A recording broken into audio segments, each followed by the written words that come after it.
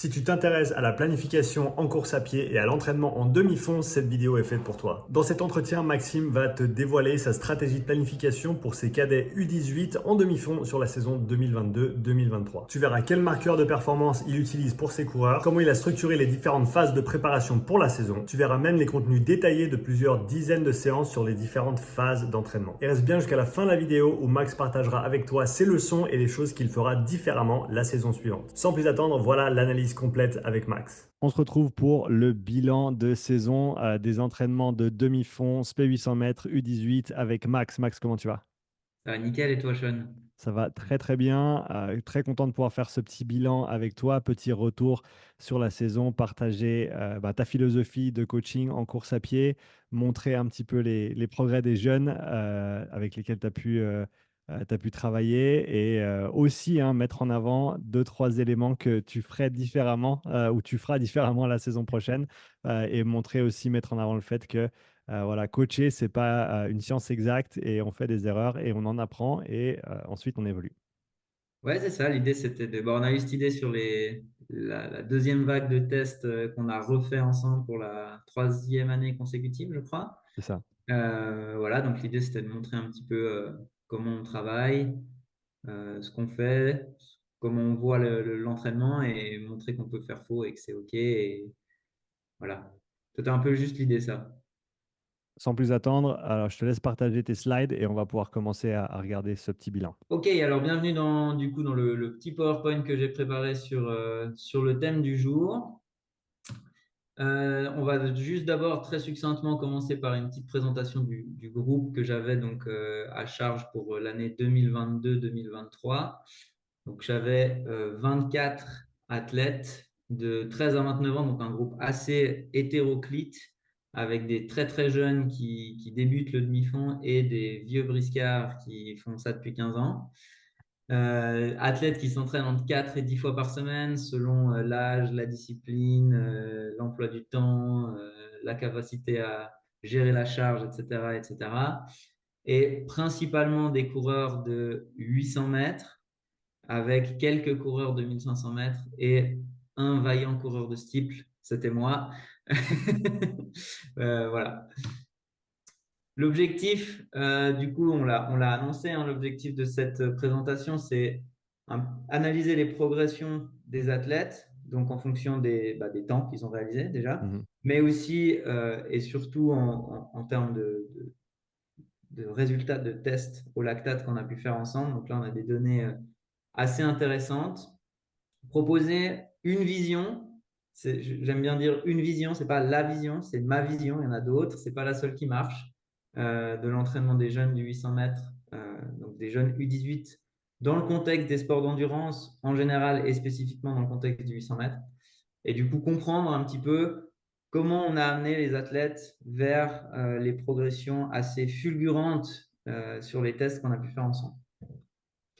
Donc pour faire ça, j'ai sélectionné trois de mes athlètes, Mhm. trois jeunes qui ont des profils un petit peu différents. Donc on va avoir Aloïs, qui avait 16 ans du coup au test en 2022, profil 800, 400-800, donc profil rapide, avec un très bon temps sur 300 mètres. On voit les points, c'est les points de la Fédération internationale qui constitue un étalon de mesure et de comparaison entre les disciplines et entre les genres. Donc là, il est globalement en 2022, il était meilleur sur le 300 mètres que sur le 800 mètres, et pourtant, ce Mhm. n'est pas un sprinter. Ok. D'où le côté profil plutôt rapide. Mhm. Et ce côté profil rapide est confirmé par les résultats du test au lactate de 2022, Mhm. avec un premier seuil à 13 et un deuxième seuil à 15, ce qui est, et Aloïs, tu m'excuseras si tu tombes sur cette vidéo, plutôt mauvais. Euh, Ensuite, on a Jérémy, profil lui plutôt 800-1005. Donc en 2022, il avait que 15 ans. Des performances sur piste, une bonne performance sur 600 mètres, c'était la discipline sur laquelle on l'entraînait en 2022, parce qu'il sortait de U16. C'est Mhm. sa dernière année U16, et du coup, la saison 2022-2023, sa première année chez les U18. Donc, on n'entraînait pas du tout pour du 800 mètres, d'où le 2,07 qui est objectivement pas ouf. Mhm. Et par contre, un 1,29 qui est vraiment pas mal. C'est d'ailleurs toujours le record du club du LS U16 sur 600. Joli. Voilà, bravo Jérémy. Et par contre, un test au lactate, donc en 2022 à 15 ans, avec un premier seuil à 14 et un deuxième seuil à 17, qui là pour le coup est absolument monstrueux. Ça avance. Ça, là, on discute. C'est ça. Et on a notre troisième larron, notre ami Yo-Yo. Donc lui, plutôt un profil vraiment très spécifique 800, qui sortait aussi de U16 à ce moment-là, donc qui a vraiment exactement le même âge que Jérémy. Mhm. Donc plutôt entraîné sur du 600. Euh, donc un 800 moyen, un 600 moyen aussi, c'est un petit niveau national en U16. Ok. Mais on le verra, enfin, on va pas détailler la philosophie de l'entraînement chez les U16, mais pour moi, chez les U16, il faut être vraiment très global et très très général. Donc, on leur fait croire qu'ils font du demi-fond. Vraiment, ils en font pas rien. Et un Faut test, pas leur montrer cette vidéo. oh, je leur dis ça ouvertement, ils le savent. Je mens pas, je suis pas un menteur. C'est bien. Et voilà, des seuils à 12 et 14. Donc, je dirais un bon niveau pour un jeune de 15 ans, niveau raisonnable.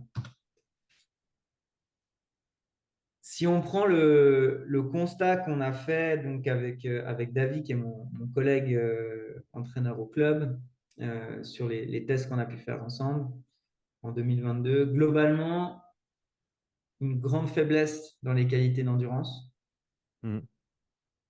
Enfin, faiblesse, on s'entend, c'est quand même des jeunes qui courent bien, mais disons un retard par rapport aux autres qualités. Voilà. Donc, pour nous, c'était nécessaire sur l'année 2022-2023 d'organiser la saison de sorte à ce que ça soit plus un problème. Du coup, on a décidé de faire une saison de cross dans laquelle on n'allait pas forcément mettre un très très gros pic de forme, Mhm.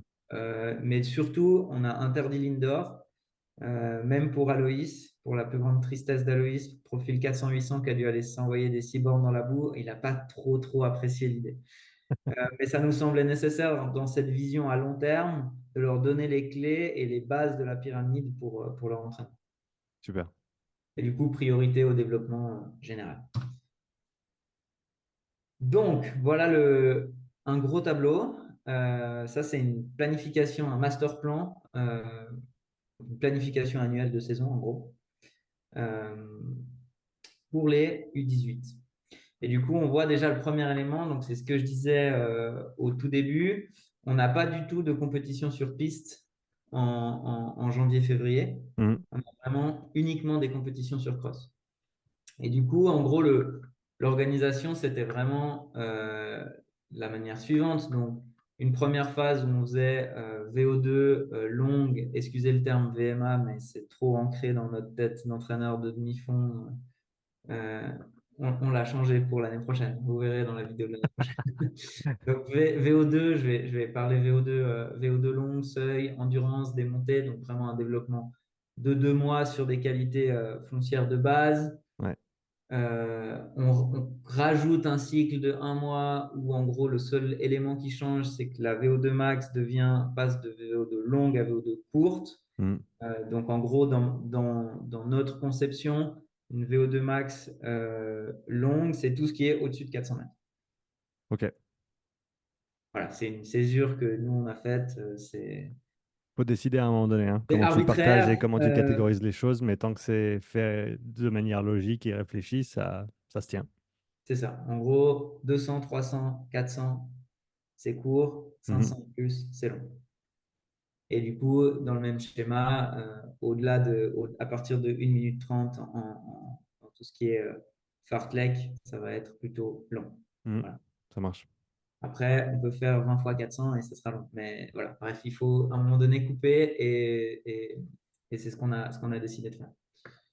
Et du coup, l'augmentation de l'intensité, elle reste quand même dans un volume élevé, même dans une période de compétition où on va garder la VMA courte, de l'endurance de base, du spécifique cross qui vient remplacer le seuil.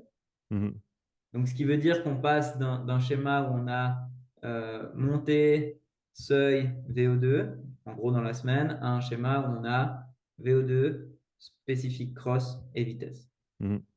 On fait le switch. Et en gros, progressivement, à compter de mi-mars, donc là, on avait les championnats suisses de cross, donc qui marquaient quand même le premier demi-objectif de la saison, vu que ce n'était pas forcément une nécessité de le préparer très spécifiquement, Mhm. mais qui marque quand même un point important dans le changement de l'entraînement. Mhm. On a toujours ici une semaine de récupération où les athlètes ont 2 ou 3 séances uniquement dans la semaine, Mhm. juste 3 footings pour ressourcer la tête et les jambes.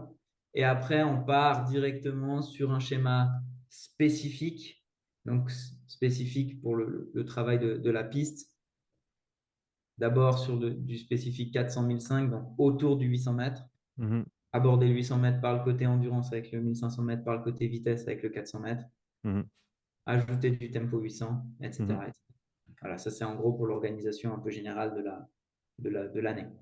Ce Super, que je te propose, c'est qu'on continue, comme ça on peut regarder un petit peu plus spécifiquement dans les blocs. c'est parti. Donc on a parlé d'une phase de préparation générale, une phase de préparation spécifique au cross, une phase de préparation spécifique à la piste et une phase de préparation de compétition en fait, sur piste. Mhm. Et l'idée, c'est de montrer un petit peu comment on a fractionné ça dans l'année, puisque ben, on est parti de la grosse photo, maintenant il faut aller sur le macro-cycle. Mhm. Donc là, j'ai pris un cycle de novembre 2022, où en gros, les lundis, on a une séance. Vraiment, cette séance, elle me déplaît beaucoup, donc je vais déjà dire qu'elle me déplaît beaucoup. Pourquoi elle te déplaît? C'est la séance fourre-tout. Ok. J'y reviendrai, enfin, en fait, je peux y venir maintenant. En fait, la problématique qu'on a eue, c'est ben, je l'ai dit, un groupe où on a des jeunes qui ont 13 ans et des autres qui ont 30 ans. Mhm. On a 2 entraîneurs bénévoles euh, qui ont malheureusement un travail à côté, Mhm. qui ne peuvent pas être là 6 heures par jour pour les athlètes. Mhm. Donc, on a des contraintes en termes de ressources humaines, on a des contraintes en termes d'infrastructures sportives. Ouais. Alors, on a de la chance, hein, on fait pas un sport où on a besoin d'énormément de matériel. Hein, je veux dire, on court globalement, donc on peut quand même faire sans grand-chose. Mais disons, le lundi, en hiver, on est dans une salle de gym, une salle Mhm. double. Et l'idée, donc en 2022, c'était que les U16 ne feraient pas de muscu. Ok. Et du coup, que l'entraînement du lundi serait pour eux un entraînement de force, avec un circuit training en fin d'entraînement, ce qui, à mon sens, est tout à fait pertinent pour des jeunes sur la vision de la force, de leur faire du circuit training avec des Mhm. élastiques au poids du corps, etc., sur ce développement-là, dans une vision de développement à long terme. Mhm. Et en fait, ce qu'on a fait, à mon sens, de faux, c'est qu'on a contraint les autres athlètes par rapport à ça. Ok. Donc, ça veut dire que on s'est dit, bon, bah, les U18, ils pourraient faire aussi une séance un peu prépa physique générale, PPG, circuit training. Et les grands, on va leur faire autre chose dehors après une première phase ensemble. Mhm. Et c'était un peu une séance, je l'ai écrit après dans la suite du PowerPoint, fourre-tout, tu vois. Ouais, ouais. Bah, ça se voit, hein. 20 minutes de basket. Alors, le basket, c'est génial, ok? Bah, déjà, c'est un jeu, ça change de la course, objectivement.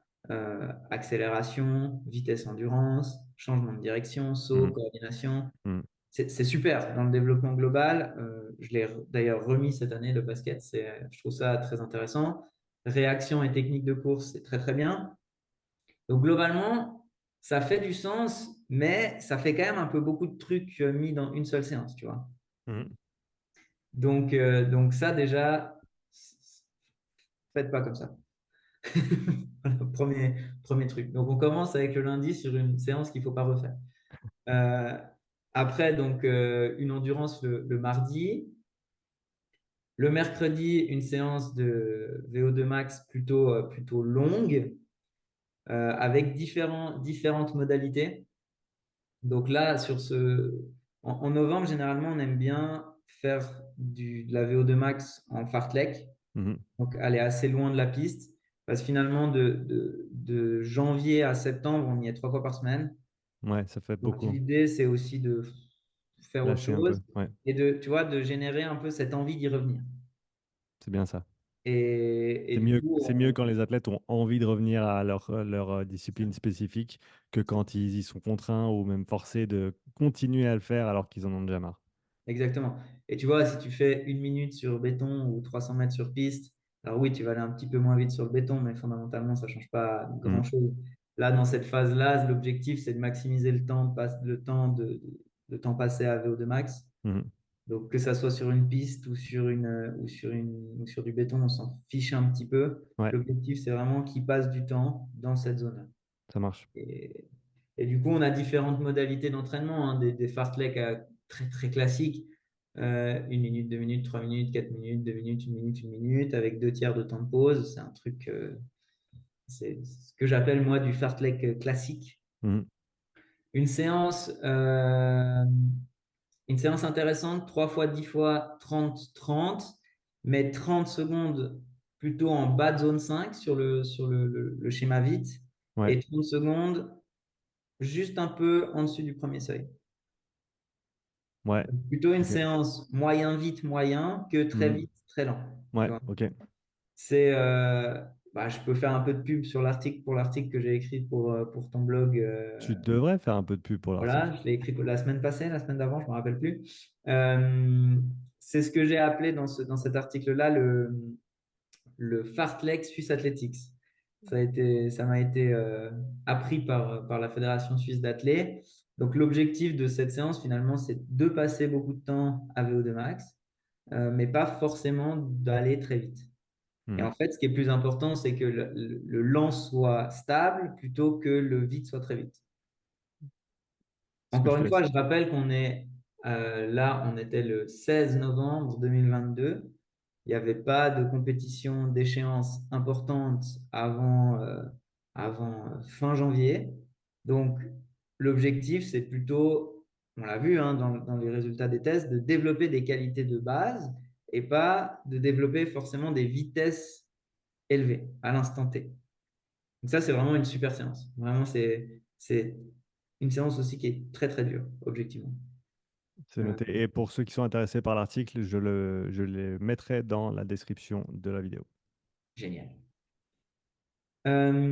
Quatrième séance, une séance jeu de course suédois, donc le fartlek originel en surprise du chef. Alors, ça, je ne saurais plus vous dire, mais en gros, l'idée, c'était que il y avait que David qui savait ce qu'on faisait.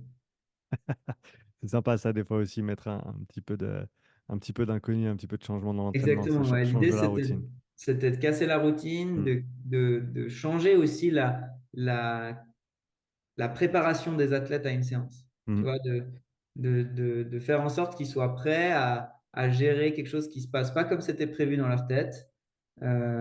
Et c'était vraiment, on aime bien faire ça de temps en temps. Et en fait, c'est comme ça que ça se faisait à la base. Quand le fartlek a été inventé par les Suédois, Mhm. finalement, c'était juste un jeu d'allure, c'est ce que ça veut dire fartlek en suédois, où on s'attaque pendant 1 heure, quoi. Ouais. Et globalement, c'est ce qu'on a fait. Donc là, on l'a fait juste au sifflet pour un petit peu encadrer la séance. Et c'était très sympa. Ah, c'est cool, c'est une bonne idée. Ouais, ça change, franchement. Parce que sinon, ils sont trop, tu vois, si on prend la première séance du cycle, automatiquement, ils vont en mettre moins sur le 4 minutes que sur le 1. Mhm. Et c'est ce qu'on veut. Je ne suis pas en train de dire que c'est pas ce qu'on veut. Mais c'est préprogrammé. C'est ça, ouais. La quatrième course, tu vois, il y en a qui vont presque programmer 10% de moins à chaque course, tu vois. Ouais, t'y penses déjà depuis le premier intervalle, donc ça peut et ça va pour certains influencer ce que tu fais Exact. autour de cet intervalle-là. Et donc d'enlever même la structure ou la connaissance de la structure par l'athlète, ça fait que entre guillemets, normalises l'effort parce qu'on n'a pas ce préavis de Ah, tu vas devoir faire 4 minutes dans 4 intervalles. Exactement. C'est exactement ça. Et on a mixé, alors je ne me rappelle plus exactement ce qui a été fait et je n'ai pas participé à l'élaboration de la séance vu que j'avais aussi droit à la surprise. Mhm. Mais ouais, il y a eu de tout, hein. C'était long. Et voilà, une séance de rappel de seuil en semaine 48, 10 minutes, 8 minutes, 6 minutes, avec passablement de pause. L'objectif n'était pas forcément de passer beaucoup de temps au steady state, si on veut bien. Mhm. Voilà, c'était plus de juste faire une séance un peu facile, un peu de volume, rappeler ce travail-là.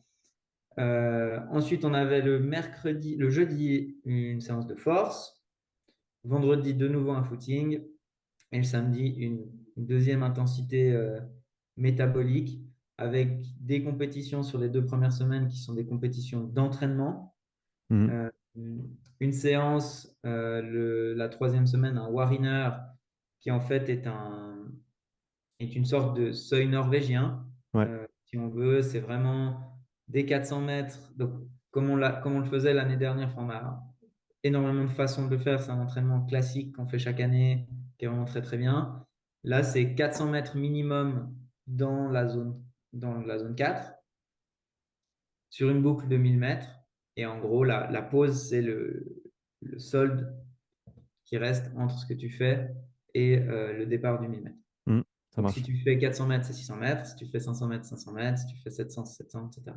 Donc, Ok. c'est vraiment, c'est minimum 400 mètres. Généralement, c'est plutôt, les athlètes font plutôt entre 600 et 800. Ok. Et tu as la pause et les trottés. Donc, en gros, c'est 12 kills continu. Ok. Ça marche. Et tac, tac, tac, en semaine 48, un petit 24 fois 200 avec une 30 de pause. Donc là, c'est plutôt une séance. C'est typiquement une séance qu'on avait remise et qu'on a re-enlevée parce qu'elle ne nous a pas tout à fait convaincus. Parce que finalement, on n'est pas assez vite pour que ça soit. Enfin, il y a trop de pauses pour qu'on passe du temps à VO2 max. C'est trop court pour qu'on passe du temps au steady state. Ça fait des kills qui fatiguent pour pas grand-chose. Donc c'était pas. Ouais, C'est donc sympa à faire, mais c'est pas forcément utile. c'est une séance qui a un peu le cul entre deux chaises et tu préfères être clair sur l'objectif de séance et cibler une qualité ou une intensité, histoire de savoir que voilà, tu as vraiment mis tes deux pieds dans le même panier et tu as fait ce qu'il y avait à faire plutôt que un peu à l'image de la première séance dont tu as parlé, d'essayer de tout faire en même temps, puis au final tu fais tout à moitié et t'en ressors avec pas grand-chose, quoi. C'est ça, exactement. Après, voilà, on était dans on s'était déjà dit qu'on voulait plus trop la faire. On avait fait ces séances un peu là au début du bloc, là que je montre pas ici, ça peut faire du sens sur une reprise, tu Mhm. vois, pour se remettre. Il y a quand même un volume, voilà. Là, on est dans une semaine de récup, pourquoi pas éventuellement, mais c'est un peu moyen. Ça m'a pas convaincu, Mhm. donc je l'ai réenlevé. Voilà. Et rappelle juste, maintenant qu'on est en train de monter tous ces exercices et avant de passer à la phase suivante, rappelle juste le niveau de tes sportifs et leur fréquence d'entraînement initiale. Pas que des débutants qui font 2 séances semaine aillent s'envoyer sur un Wariner à 12 fois 600 mètres. Juste qu'on mette ce petit rappel, je Ouais. pense que c'est toujours important de considérer la charge que impose la course à pied sur l'organisme. Et si tu n'es pas conditionné pour assumer cette charge, tu vas, tu as plus de chances de te faire mal, malheureusement. Et c'est une des raisons pour lesquelles on voit beaucoup de blessures en course à pied, c'est parce que ce principe n'est pas respecté. Ouais, c'est clair. Donc là, et je pense que l'erreur qu'on pourrait faire ici, c'est de considérer que comme c'est des jeunes, c'est OK. Ouais. Mais c'est des jeunes qui s'entraînent déjà beaucoup. Donc là, c'est un plan pour des U18, donc des gens qui ont 16 et 17 ans, mais qui s'entraînent depuis déjà quelques années sur la course à pied, Mhm. spécifiquement. Donc en gros, nous, le schéma, quand on prend les jeunes à 14 ans, ils s'entraînent entre 4 et 5 fois par semaine, pas que sur des modalités de course. Donc, ils ont aussi des séances de vélo, ils ont des séances de force, etc. Mais voilà, à partir de là, on construit. Donc, c'est 4 séances en U16 première année, 5 séances en U16 deuxième année, 5 séances en U18 deuxième année, mais avec une intensité en plus, Mhm. et 6 séances en U18 deuxième année. Voilà, comme ça c'est clair. Ça, voilà, ça c'est important. Effectivement, on fait pas 2 séances et on passe à ça, hein, parce que là, ça devient violent. Ouais, c'est Même ça. si pour eux, honnête, c'est pas très violent. Ouais, Parce que c'est les ça. charges, elles sont réparties, parce que il y a des plages de développement de l'endurance de base, il y a des plages de développement de la vitesse, de l'endurance, etc. Mais je pense que c'est bien de voir cette disposition des entraînements, de voir la basse intensité, de voir le cross-training, de voir toutes ces modalités supplémentaires qui font un bon programme de course à pied, hein, parce que les séances de course, ben, bien entendu, elles sont importantes, mais pour un bon développement sur le long terme, il faut ces autres composantes aussi, et c'est bien de les voir étalées comme ça sur le programme. Et on va encore plus en voir là. Donc là, vraiment, on passe du coup dans la préparation spécifique. Prenons peut-être, Max, deux des semaines qui sont sur le plan, et Oui, on va prendre que deux. on passe deux, et les gens peuvent lire et observer les autres séances à leur Exact. guise. On va prendre les 2 semaines. On va prendre la première, la 5 et la 7, qui sont les 2 semaines les plus classiques par rapport au schéma. Ça marche. Donc là, globalement, on voit déjà un changement sur le lundi, hein. Tu vois, j'avais dit que c'était une séance fourre-tout qui ne me plaisait pas. Ben, on avait déjà fait des modifs parce que justement, ça ne nous plaisait pas. Donc là, on a ajouté la composante développement de la vitesse qu'on faisait en montée parce qu'on était en janvier, donc il faisait froid. Donc, qui dit développement de la vitesse en montée, dit un petit peu moins de risque de blessure. Développement aussi vitesse slash force, développement très intéressant pour les jeunes. Et ensuite, on avait en deuxième phase la partie fourre-tout. On va l'appeler définitivement comme ça. Donc ça, c'était la première chose. Ensuite, on a toujours le mardi qui est une séance de basse intensité Mhm. parce que ben voilà, c'est quand même une séance intense avec des sauts, avec de la vitesse le lundi. Donc il faut récupérer, c'est hyper important. Là, on passe justement sur de la VO2 max semi-longue sur la première semaine parce qu'on a 600 et 500, mais on finit vite. Et on voit que sur l'organisation du cycle, on va vers de la VO2 courte, hein. Mhm. C'est vraiment, voilà, c'est une orientation de cycle. C'est pas forcément s'il y a une séance, c'est la mort. Si une séance dépasse le fameux 400 mètres dont j'ai dit avant. Séance à laquelle on a ajouté aussi du travail de vitesse à plat en pointe. Voilà, pour le 800 mètres, c'est extrêmement important. C'est ce qui fait la différence, clairement. C'est à quel point tu es rapide. Donc, lui donner 2 bouts de séance, c'est pas 2 bouts de séance par semaine, c'est pas exagéré. Mhm. Donc là aussi, par rapport à avant, ben, automatiquement, on est sur piste. Donc, automatiquement, ils ont des temps de référence. Donc, automatiquement, ils vont aller plus vite. Mais on reste sur une modalité avec à peu près. Donc là, avant, on était à 2 tiers de temps de pause. Là, on est à 80% à peu près. Mhm. Donc, on augmente un petit peu la pause et on les met sur piste. Donc, ils vont plus vite. Donc, l'intensité augmente. Ouais. Et on garde un temps de soutien à VO2 max qui est quand même conséquent. Le jeudi, on reste sur une séance de force. Et le vendredi, on se rappelle sur la slide d'avant, les U18 avaient déjà, les U18 deuxième année, donc les plus grands, donc 17 ans, avaient déjà un footing. Les U18 première année, donc plus jeunes, 16 ans, avaient pause. Mhm. Et là, on leur a ajouté une séance de vélo. Et l'année suivante, il repasse sur un footing. Exact. Et en gros, on a vraiment ces 3 phases. Une première phase, 5. Une deuxième phase, on va dire 5 et demi, parce que voilà, c'est pas de la course. Et une troisième phase à 6. Ouais. Et ensuite, on a les 2 samedis, des séances spécifiques pour le cross. Globalement, l'intensité cross, c'est une intensité VO2 max, hein. Donc, au niveau métabolique, au niveau cellulaire, ça ne change pas grand-chose d'appeler ça une séance spécifique cross ou une séance de VO2 max sur piste. Mhm. La seule chose qui change, c'est qu'on va la réaliser sur du terrain. Ouais.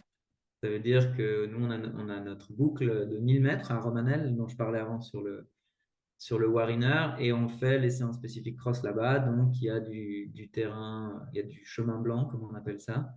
Il y a de la montée, il y a de la descente, il y a des cailloux. Donc, c'est un petit peu plus terrain. Et on voit qu'on a en gros 2 séances qui se ressemblent pas vraiment. La première, c'est 1000 mètres plus 400 mètres, 3 à 4 fois, plus 2 fois 200. Donc, l'idée, c'est un 1000 mètres à peu près au rythme du cross, on va dire. Mhm. Et après, un 400 mètres où on veut aller plus vite.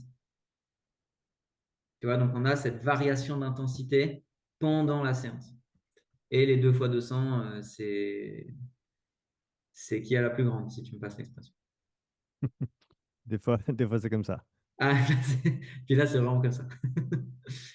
Et par contre, la deuxième séance, donc, qui est un petit peu plus compliquée en termes d'organisation, donc 2 fois 300, 1000, 2 fois 400, 600, 500, 400, 300, 200. En gros, ce qu'on remarque sur le cross, c'est que ça part extrêmement vite. Ok. Donc, allez, les 500 premiers mètres d'un cross, c'est à fond. C'est du hard start, quoi. Exactement. Donc, en gros, c'est vraiment une séance un peu typée hard start, clairement. Donc, en gros, l'idée, c'est 2 fois 300 à fond. Mhm. C'est des athlètes qui ont énormément de vitesse, hein, donc c'est pas à fond. Mais volontairement, on part un peu trop vite. Ouais, Et ensuite, on a très peu de pauses, hein, on a 100 mètres trottés entre chaque course, donc c'est vraiment rien. Et ensuite, on a un 1000 mètres où on doit assumer. Et l'idée, c'est vraiment de se mettre en difficulté pour ce 1000 mètres. Mhm. Se mettre en fait, dans l'effort spécifique qu'on va avoir au cross. Ouais. 2 fois 400 vite pour simuler la fin de course et après, c'est de plus en plus vite. Voilà. Ouais, Donc là, l'idée, c'est vraiment d'aller vers l'effort spécifique du cross, qui est le principe d'une séance spécifique, en fait. ouais, absolument. Ça me rappelle une bonne vieille séance de préparation spécifique 2000 mètres rameur. On faisait 500, une minute de pause, 500, une minute de pause. Tout à l'allure course, hein. 500, une minute de pause, 500, une minute de pause. Et ensuite 1250 pour terminer. Donc, Ouais, c'est ça. C'est le même principe. voilà. Je te tue sur sur le début et puis après, je regarde comment tu résistes, quoi. C'est pas chouette, mais il faut le faire. Faut le faire. Ouais, c'est ça. Et là, ça va changer dans comment les athlètes gèrent cette séance-là, Mhm. plutôt que sur une séance sur piste de VO2 max assez classique où ils ont un peu plus l'habitude et un peu plus de repères. Tu vois. Ouais, ça marche. Lucas aussi se repère parce qu'ils ne savent pas exactement où est le 200, ils ne regardent pas leur montre.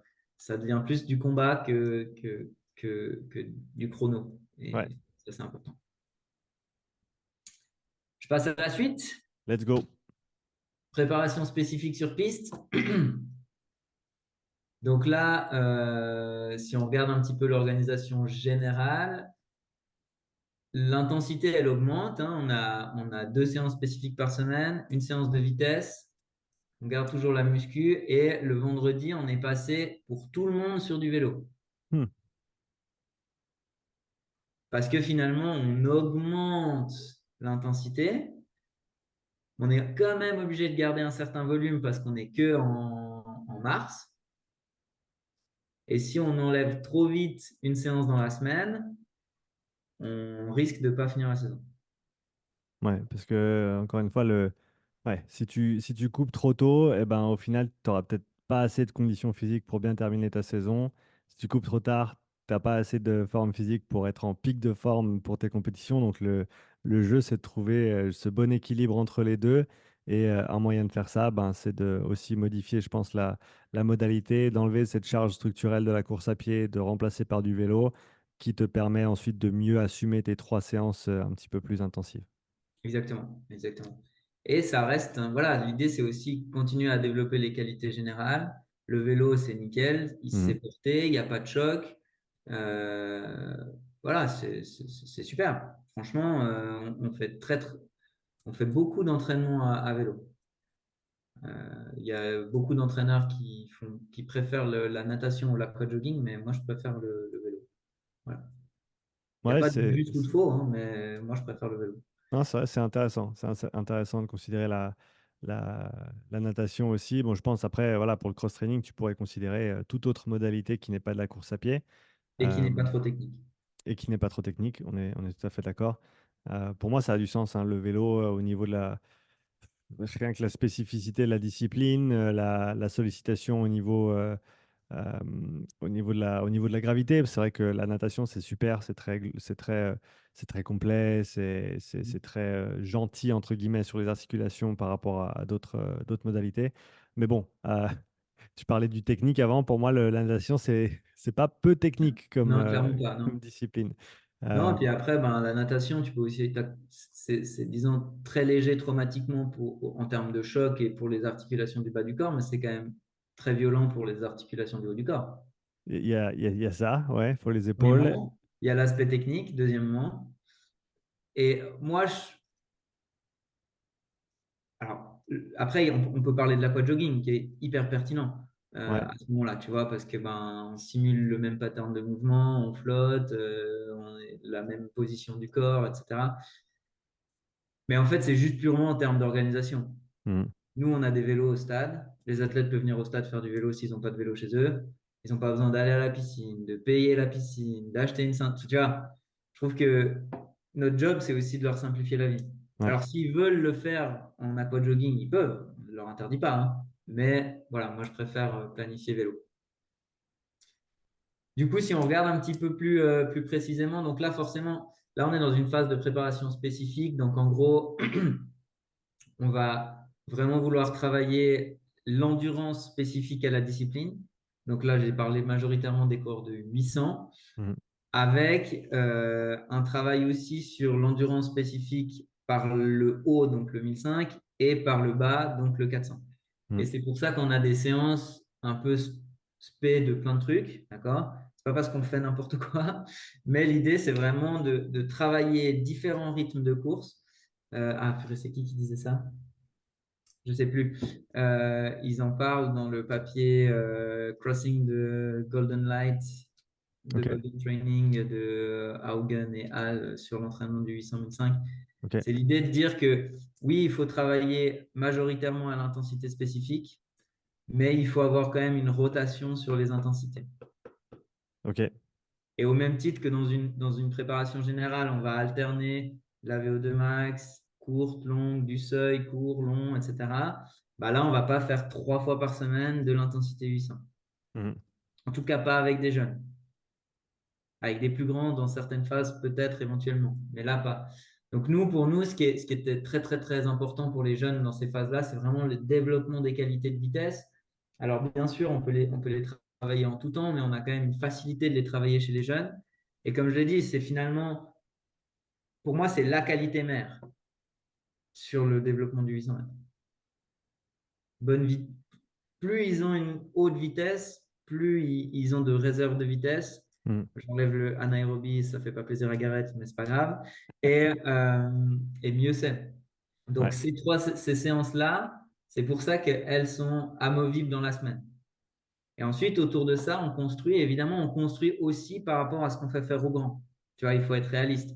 Parce que, oui, ils ont pas les mêmes besoins, donc ils n'ont pas du tout le même plan. Mhm. Mais sur les séances spécifiques, ils ont besoin de se confronter. Ouais. Ça reste des compétiteurs. Donc, on va programmer comme ça. Et du coup, on va avoir des séances qu'on appelle P600 qui sont très courtes. Ça, c'est une américaine. Des séances P1005 qui se rapprochent d'une intensité VO2 max. Mais tu vois, on ne parle plus en zone, on parle vraiment en pourcentage d'un rythme. Bah, tu shifts du général au spécifique, quoi. Exactement, c'est vraiment ça. Mhm. C'est vraiment, moi je distingue, on a une phase de préparation physiologique et une phase de préparation spécifique. Ce qui a du sens. Voilà. Et là, on est vraiment en plein dedans. Donc, beaucoup quand même de travail de spécifique 1005. Là, c'est 2 fois la même séance, quasiment la même. Ah non, pas du tout, c'est pas la même, non. C'est presque la même, mais on a juste changé les deux chiffres là, ce qui fait que c'est plus la même. Et une séance seulement de tempo 800, donc d'endurance spécifique à la discipline. Et on partait au Portugal en camp d'entraînement. Et c'est là où on commençait véritablement le travail très, très spécifique. Top. J'y Génial. reviendrai après, on s'est un peu planté, on a un peu trop attendu avant de faire du travail 800. Et Oui, on parlera des c'est ça. conclusions après. Et au passage, j'ai trouvé le papier que tu as mentionné, Crossing the Golden Training Divide, The Science and Practice of Training World-Class 800 and 1500 meter runners. Pour ceux qui sont intéressés, je vous ai mis le lien dans la description. C'est ça. Plus communément appelé la Bible. La Euh, Bible. La Bible du demi-fond. c'est ça. Et là, on arrive sur une phase donc de préparation très, très spécifique. Euh, Même période de compétition, donc on est vraiment dans la période d'affûtage. avec en fin de plan ici en bas les championnats régionaux ouest qui sont les sortes de. C'est les championnats romans, en fait, si on veut bien. Mhm. Les championnats de la région ouest de la Suisse, littéralement, qui sont des mini-championnats suisses, si on veut bien. Ok. Donc, il y a un gros niveau. Donc, c'est le premier objectif de la saison. Et du coup, là, ben, forcément, on va avoir beaucoup plus de travail spécifique. On l'a à peu près une fois par semaine, ici, ici, ici, ici. Et là, c'est la dernière grosse séance, environ 10 jours avant l'échéance. Ouais. Et on voit, hein, il y a quand même des footings, il y a quand même de la musculation, il y a d'autres entraînements. Donc on garde quand même cette régularité d'entraînement avec bien entendu les différentes modifications pour l'affûtage, pour optimiser l'affûtage et être prêt pour la compète. C'est ça, exactement. Et je pense on regarde, on voit assez clairement. On passe d'un schéma ici où on a 6 jours d'entraînement et un jour de repos, Mhm. à un schéma où on a 2 jours de repos. Ouais, Euh, et on garde toujours à minima un footing dans la semaine, à minima une séance de force dans la semaine. Ça, c'est incompressible quasiment. Mhm. Et on regarde, hein, donc là, il y a les kilomètres. Donc, ils sont à 30, allez, on va dire 35 en moyenne sur cette période-là, sur les Ouais, 5 semaines. Si je remonte dans la préparation octobre, ils sont à 65. ouais, ouais. Donc, on est sur le fameux divisé par deux. Ouais, divisé par C'est pas deux. une Par science contre, absolue, c'est pas une science exacte. Voilà, il y a plein d'erreurs, mais voilà. L'idée, c'était vraiment de montrer comment on agence d'un travail très général à un travail très spécifique sur plusieurs mois. ouais, c'est Il y ça. a 7 mois, Ouais, mais globalement. c'est très clair. Génial. Alors, on continue. Le point d'arrivée, Bonne peut-être. arrivée. Donc là, c'est schématiquement les progrès, littéralement, des athlètes dont on a parlé au début, donc notre Aloïs, Jérémy et Yo-Yo. Donc Aloïs, toujours son profil très, très rapide, des records personnels sur 800 mètres et 300 mètres, pas sur 600 mètres, pas par manque de préparation, vu qu'il a progressé sur les autres trucs, mais il a juste fait mauvaise course. Voilà. Et comme il n'en a fait qu'une, bah, voilà, c'est aussi ça. Et la transparence voulait que je le note, donc pas de résultat intéressant sur 600 mètres. Pour la première fois, il passe sous les 2 minutes sur 800 mètres, ce qui est quand même génial. Hein, une Joli. bonne première chose de fait. Et il est toujours meilleur sur 300 que sur 800, Ouais. comparativement. Ouais, ouais, par rapport au point, hein, comme tu l'as dit. Exactement, par rapport au point. C'est ça. En termes de seuil, on a progressé. On n'a pas progressé sur le premier seuil, mais on a progressé un petit peu sur le deuxième. La courbe, elle est un petit peu différente, mais quand même assez proche Mhm. d'année en année. Je pense que c'est un athlète sur lequel on va avoir un peu de mal à faire beaucoup progresser la courbe. Bon, il a été beaucoup blessé hein, sur cette année-là. Donc, ça peut expliquer qu'il n'ait pas réussi à refaire son retard sur le développement de ces qualités-là.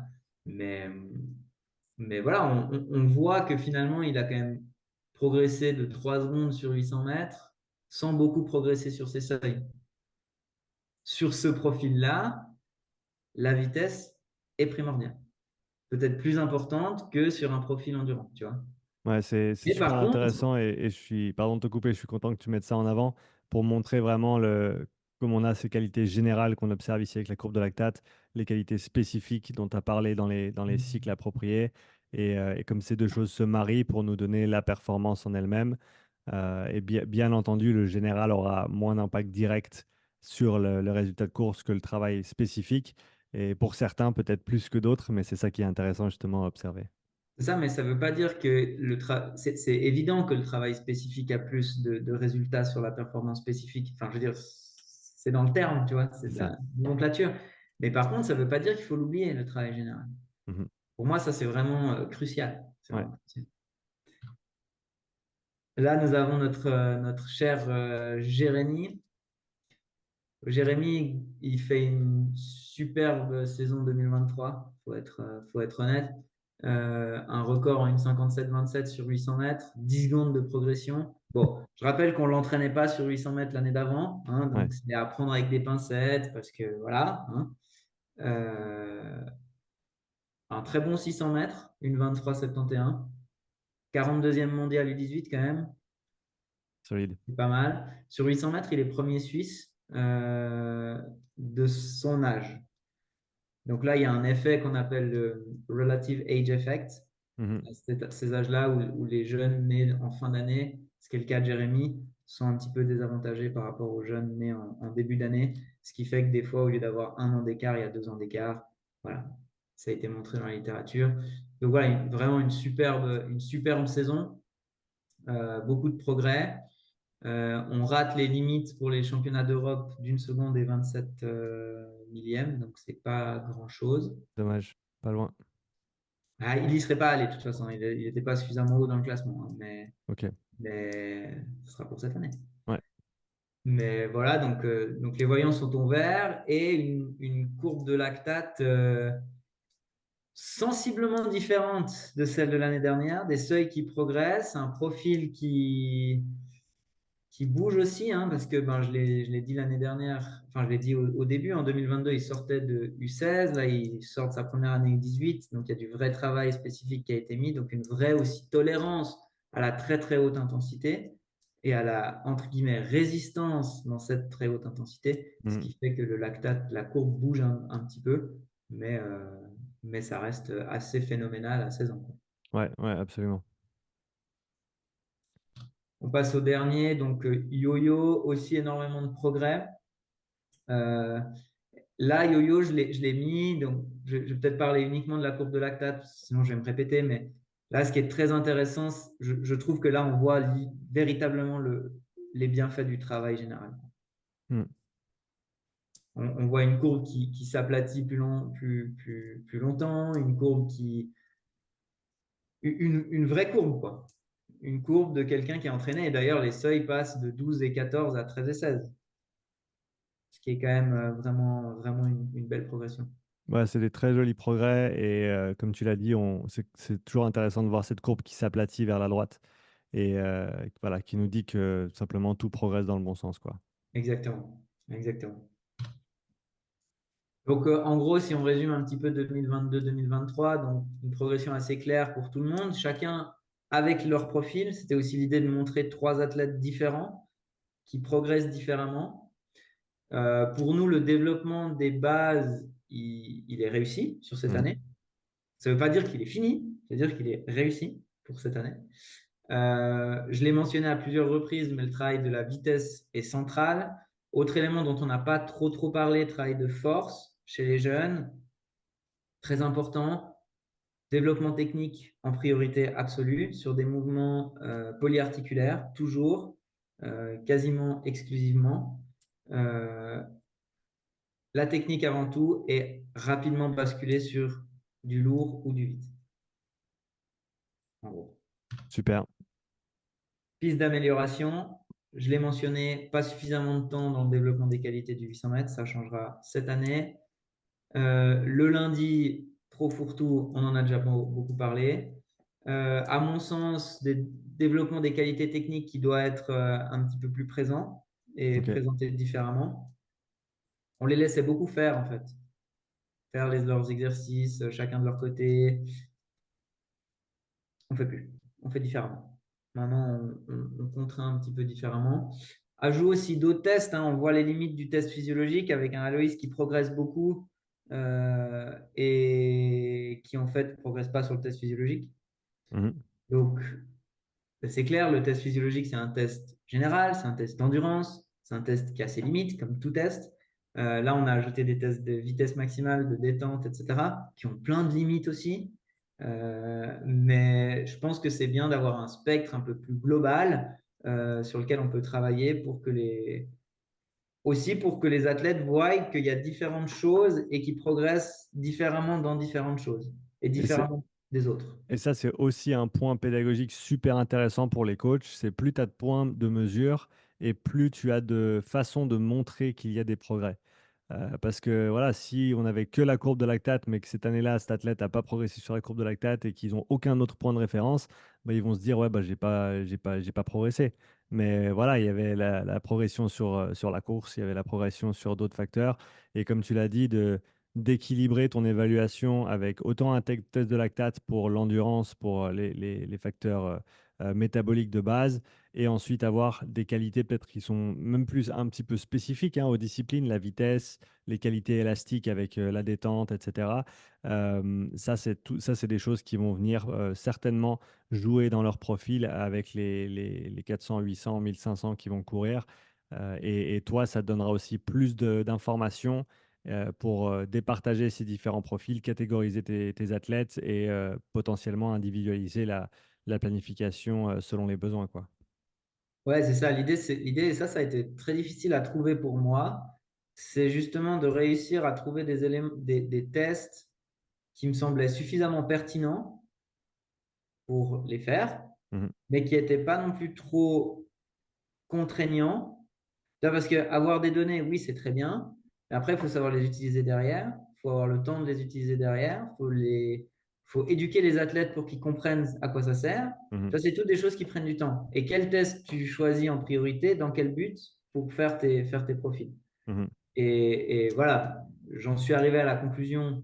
Je vais sans doute encore changer d'idée à peu près 50 000 fois. J'espère en tout cas. Test de vitesse maximale sur 20 mètres, sur 30 mètres, pardon, avec Ouais, 20 mètres. 30, hein. Ouais, tu avais fait 30. C'est 20 mètres lancés, 30 mètres. Voilà. Mm. Et détente verticale avec des squat jumps, des contre-mouvements, des squats, des contre-mouvements à une jambe et des sauts de course. Voilà. Et à partir de là, maintenant, on pourra y revenir dans une autre vidéo si ça intéresse la communauté, comment on planifie par rapport à ces profils-là et comment on les crée. Euh, et mine de rien, la dernière piste d'amélioration, une augmentation quand même de la charge d'entraînement qui était nécessaire. On voit l'athlétisme suisse qui progresse beaucoup parce que les coachs deviennent plus compétents, mais aussi Mhm. parce que les athlètes s'entraînent plus, Mhm. même à 16 et 17 ans. Ouais. Et oui, ça peut déjà paraître beaucoup ce qu'on fait. Euh, J'en suis conscient. J'ai beaucoup de parents qui s'inquiètent des fois. Mais je considère que comme c'est, on va dire, polarisé dans les jours, tu vois, il y a des jours très très calmes, il y a des jours intenses, il y a des jours d'endurance intense, mais voilà, pas très intense, quoi. Tu vois ce que je veux Mhm. dire? Mhm. Il y a de la force, il y a des qualités techniques, il y a de la coordination, etc. On a choisi quand même d'ajouter une séance d'entraînement à tout le monde cette année. Donc maintenant, les U18 deuxième année s'entraînent 7 fois et les U18 première année s'entraînent 6 fois. Ouais, ça va avec, comme tu l'as dit, suivre un petit peu ce qui se fait aussi en dehors du club en lui-même, de voir ce que fait la compétition, parce que ça doit jouer dans notre prise de décision pour s'assurer que, oui, on fasse les choses de manière cohérente, de manière interne, mais qu'il y ait aussi une cohérence externe par rapport aux attentes et par rapport à ceux contre qui ils vont se retrouver en compétition, parce que tu as beau tout faire juste de ton côté, si tu ignores ce qui se passe au niveau global, ben, tu te retrouves un petit peu bête quand tu arrives le jour de la compète, quoi. Ouais, exactement. Alors moi, alors, pour les U16, j'ignore complètement ce qui se fait ailleurs, Ouais, pour être ça, complètement je pense transparent. qu'il y Parce a, il y a- que il y a du sens moi, aussi à avec ça. mon éthique professionnelle, je ne peux pas surentraîner des gamins de 13 ans. Enfin, je veux dire, je ne peux pas. C'est pas Hmm. possible. Donc, s'ils veulent se surentraîner, ils vont ailleurs. Ils changent d'entraîneur. C'est pas moi. Et ça, je ne discute pas. Par contre, des U18, deuxième année, qui sont avec nous depuis 3 ans, avec qui il y a une confiance qui s'est créée. Tu vois, il y a un lien qui s'est créé. Hmm. Ils ont été éduqués. Donc ça, on peut. Et on peut ajouter un entraînement. Et c'est pour ça que j'ai mis volume en parenthèse, c'est qu'on n'ajoute pas une intensité, on ajoute une séance à basse intensité. Hmm. D'accord? Donc, c'est augmentation par le volume, pas par l'intensité. Euh, et ça se base énormément sur la communication. Hmm. Ça veut dire que on échange quasi quotidiennement sur WhatsApp, savoir comment ils vont, savoir comment ils récupèrent. Et s'il faut faire sauter la séance, on la fait sauter. C'est pas un problème. Donc, c'est un ajout conscient. C'est pas un ajout inconscient. Et évidemment, il faut que ça marche aussi avec l'emploi du temps de l'athlète. J'ai des athlètes, bah voilà, ils habitent loin, ils sont en apprentissage, ils se lèvent tôt, bah ils font que 6, même s'ils sont plus vieux. Parce qu'en fait, c'est pas pertinent qu'ils se lèvent à 4 heures du mat pour aller faire un jour, pour aller faire une séance en plus. C'est ça. Et pour moi, le dimanche, ça doit être off. Enfin, il doit y avoir un jour off dans la semaine, c'est généralement le dimanche. Donc, voilà, après, c'est comment est-ce qu'on fait au mieux avec les contraintes de l'athlète, me disant si c'est faisable, si c'est jouable en termes d'organisation avec l'école, si les notes, ça va bien, si l'entraînement, il progresse, etc., bah, il faut y aller, tu vois. Mais c'est une vision globale. C'est pas juste, ah, t'es U18 deuxième année, 7 entraînements et tu fermes ta gueule, c'est la dictature. C'est pas comme ça. Pas comme ça, exactement. Merci d'avoir fait le boulot de condenser cette information. Pour ceux qui nous ont regardés, qui ont des questions, on les invite à laisser des commentaires, bien entendu. Je ferai en sorte que Max soit au courant quand il y a des questions techniques, qu'il puisse venir y répondre directement en commentaire. Hein, Max? C'est ça, avec plaisir. N'hésitez pas. Il y a rien de secret dans ce que je fais. Si je peux aider à donner, à partager ce que je fais, volontiers. J'ai pas la prétention de dire que ce que je fais, c'est génial et parfait, loin de là, hein. D'ailleurs, on l'a vu à plusieurs reprises. Mais voilà, je pense que enfin, ça fait plaisir de partager ça. Ça fait plaisir d'échanger aussi avec toi, Sean, là-dessus. Toujours. Toi qui connais aussi tous mes athlètes. Et, et voilà, donc n'hésitez pas si vous avez des questions, je suis à disposition avec plaisir. Génial. Merci encore, Max, pour ton ouverture, ton partage et toute cette bienveillance. Et on se voit dans la prochaine vidéo. À plus, merci à toi.